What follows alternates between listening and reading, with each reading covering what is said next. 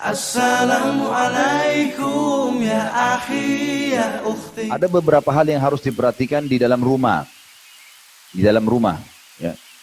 Syaitan menyukai rumah-rumah yang pertama ada patungnya. Jadi makanya tidak boleh ada patung yang berjiwa. Ya. Jadi seperti manusia, jin, hewan, ya. Kemudian malaikat biasanya itu digambarkan kayak malaikat itu patung laki-laki bersayap misalnya. Nah itu tidak boleh. Tidak. Tapi kalau tumbuh-tumbuhan, tanaman pohon yang cuma imitasi itu nggak apa-apa, gitu kan?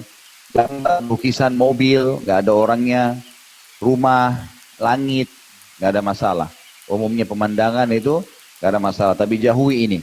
Umumnya orang pada saat diruqyah Bapak Ibu sekalian dan kesurupan, kalau ditanya syaitannya kamu sembunyi di mana, selalu ditunjuk sama dia itu patung di depan. Dan sering kali juga ditunjuk, mohon maaf ini ya, foto-foto yang di rumah. Makanya foto itu kalau darurat harus ada di rumah, ditaruh di album, jangan dipajang di tembok.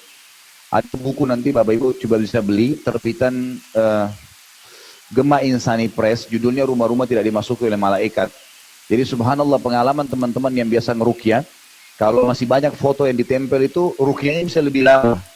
Tapi pada saat diturunkan, saya pernah meruqyah sepupu saya sendiri, saya suruh turunkan dulu semua foto di situ. Kemudian saya ruqyah, reaksi spontan pada saat itu. Subhanallah, langsung spontan. Padahal dia sebelumnya diruqyah oleh banyak orang, tidak ada reaksinya. Dan dia anggap tidak mungkin. Begitu saya bacain ayat kursi, Al-Falaq, An-Nas saja, ayat-ayat dasar, itu tiba-tiba dia muntah. Bereaksi sihirnya, terutama setelah diturunkan semua gambar-gambar itu. Jadi ini rumah yang disuka oleh syaitan. Ada patung atau ada gambar yang dipajang. Makanya jauhi ini.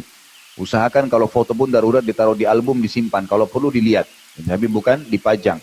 Termasuk juga boneka-boneka, mainan anak-anak. Gitu kan?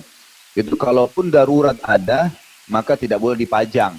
Ditaruh di laci, simpan. Gitu kan? Lebih baik lagi kalau anak-anak nggak dibelikan boneka. Lebih baik. Coba dengan yang lain ya. Karena boneka itu sudah cukup bisa ditunggangin oleh syaitan. Bisa ditunggangin oleh mereka. Selama dipajang boneka itu maka akan jadi masalah. Apalagi kita mendidik anak-anak kita untuk terbiasa menyayangi boneka atau bergantung pada boneka, ini sebenarnya tidak baik. Nah ini tidak baik secara pendidikan dalam agama kita. Kemudian yang ketiga adalah rumah yang dipenuhi dengan kemaksiatan kepada Allah Subhanahu wa taala, ya.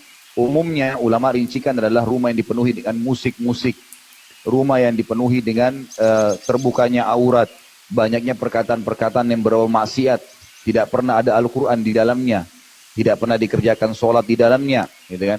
Berkumpulnya kemaksiatan di rumah tersebut, maka itu menjadi pusat daripada kemaksiatan tadi. Jadi ini rumah-rumah yang disukai oleh syaitan. Dan setiap rumah yang tidak dimasuki oleh malaikat, karena ada patungnya, ada gambarnya, ya ada maksiatnya, itu juga akan dipenuhi oleh syaitan.